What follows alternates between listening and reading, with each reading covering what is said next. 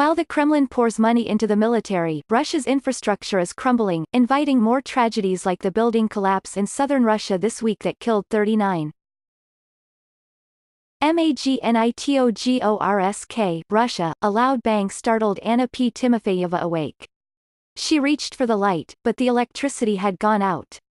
In the dark, she and her husband quickly dressed their 2-year-old son and prepared to flee. "We understood something was wrong," she said. But when they opened the front door of their apartment they stopped short. From the doorstep of the family's 7th-floor apartment, she said, they could look directly down on a heap of rubble far below, all that was left of 25 neighboring apartments. The explosion that collapsed Mrs. Timofeyeva's high-rise building on Monday in the city of Magnitogorsk in southern Russia killed 39 people and initially stirred fears of terrorism.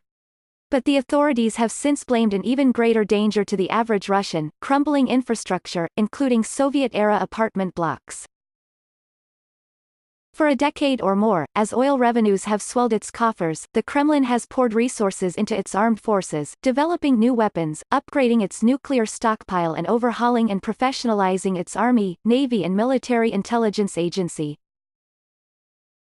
The results, whether military interventions in Syria and Ukraine or meddling in politics in Europe or the United States, have buttressed President Vladimir V Putin's drive to restore Russia to major power status.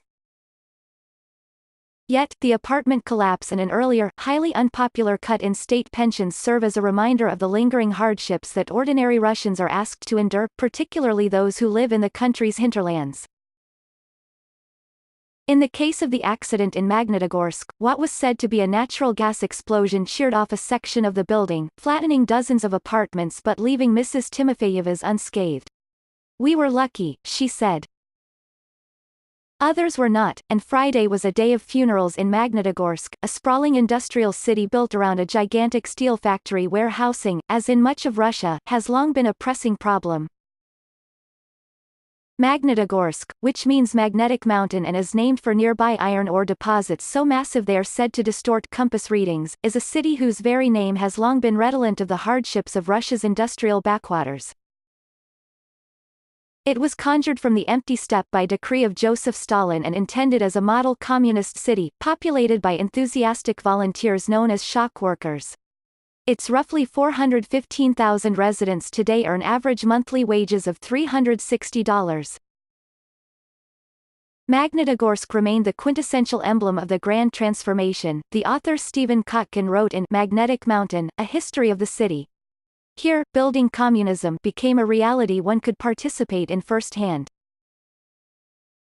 The Magnitogorsk Iron and Steel Works became the pride of the Soviet Union, while the workers lived in mud huts in the early years and scarce and shoddy housing ever since. One park has a monument in the shape of a tent, commemorating a common early living arrangement. Inscribed into the pedestal are lines by a local poet, Boris Ruchev: "We lived in tents with small windows, washed in the rain and dried in the sun." Another monument, called Rear to the Front, depicts a worker handing a sword to a soldier, illustrating the city's role in supplying steel to the military industry. Russia today spends about 5% of its gross domestic product on the army, more than any other European nation. But living space has always been tight in Magnitogorsk. In the 1930s, the average inhabitant got 1.9 square meters, or about 20 square feet, often either a corner of a room or space for a cot in an open-plan wooden barracks. Today, most residents live in tenement-style concrete high-rises like the one that collapsed this week on Karl Marx Street. Built in 1973 and housing about 1,300 people, it was of a type of mass-produced, utilitarian housing seen throughout the former Eastern Bloc. But even after Monday's disaster, older residents still sang the praises of the chunky structure, having moved there from barracks or communal apartments. Far from demanding a new and safer building, many of them spent the week pleading with the authorities to let them stay in the part of it that remained standing.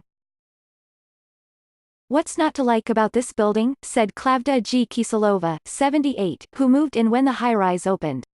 Standing on her stoop bundled in furs and watching dump trucks cart away debris, she mused aloud. "It's an amazing house." Judging by a sign on an entryway near the collapse, it looked as if they were getting their way. Dear residents, it read. An inspection found residing in apartments in entryway 10 is allowed. The collapse had occurred in entryway 7. Yet, others were more skeptical about moving back in. Yulia Skalvish, an accountant at the steel mill, said she was told she would have to return to her two-room apartment a few yards away from the collapse. The authorities were apparently unconcerned about a crack in the tiled wall of her kitchen that she said was growing longer each day. They say, it's safe, you can return, but I don't want to, she said. I want to live in safety. For some, the close call reinforced their belief in God.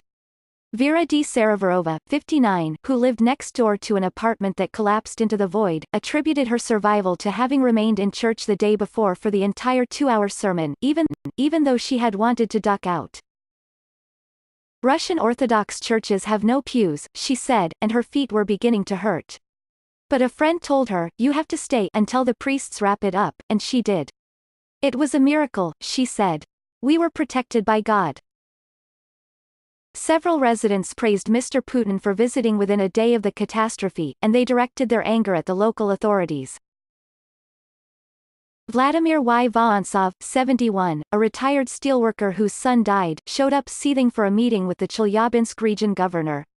My son was crushed to death, and these clowns are still sitting here, he said of the bureaucrats. They receive money and do nothing.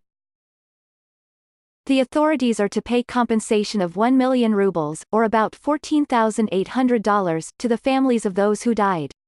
Renters who lost apartments will get 50,000 rubles, or about $740, to compensate for personal items. By week's end, heartbroken families and friends had begun to lay loved ones to rest in Magnitogorsk's Left Bank Cemetery, where the headstones were heaped in snow. Beside 3 fresh graves cut into the frozen earth, an undertaker opened a folding table and poured vodka into plastic cups for a farewell toast. A hearse arrived carrying the Kramarenko family, husband, wife and 1-year-old daughter, on their final journey. Crows flapped about in the frost-covered birch trees. Gripped by grief, relatives placed their hands on the coffins, the child's draped in pink cloth, as a funeral director, Nadezhda Monshorova, recited a farewell. How can we say they are not with us, she said. They remain in their relatives, in their friends, in their deeds and in our hearts.